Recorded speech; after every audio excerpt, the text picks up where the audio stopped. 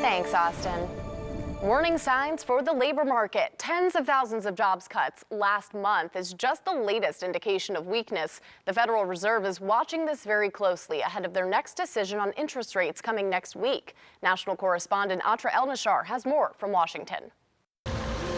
New data about the job market paints a bleak picture for the American worker. The number of layoffs is so high, more than 1.1 million so far this year, the country hasn't seen anything like it since the beginning of the pandemic. Outplacement firm Challenger Gray & Christmas says this is a 54% increase from this point last year. And that's not all. If you look at where the losses came in, it was for firms with headcount under 50. Nela Richardson, chief economist for ADP, says what they observed last month is a canary in a coal mine, the private sector unexpectedly shedding 32,000 jobs.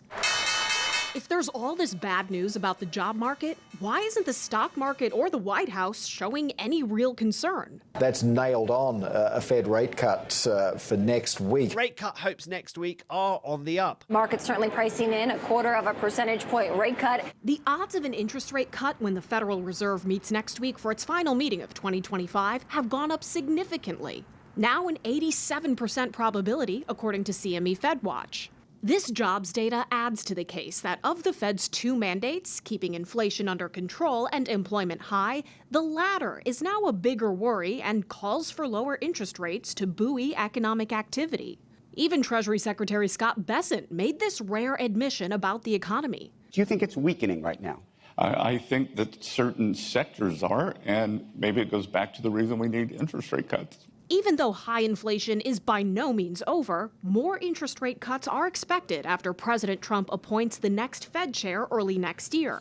This week, he hinted at who he'll pick. I guess a potential Fed chair is here, too. I don't know. Are we allowed to say that? Potential. He's a respected person, that I can tell you. Thank you, Kevin. The president referring to Kevin Hassett, the current director of his National Economic Council. And Hassett says he's willing to do the job if asked. In Washington, I'm Atra El-Nashar.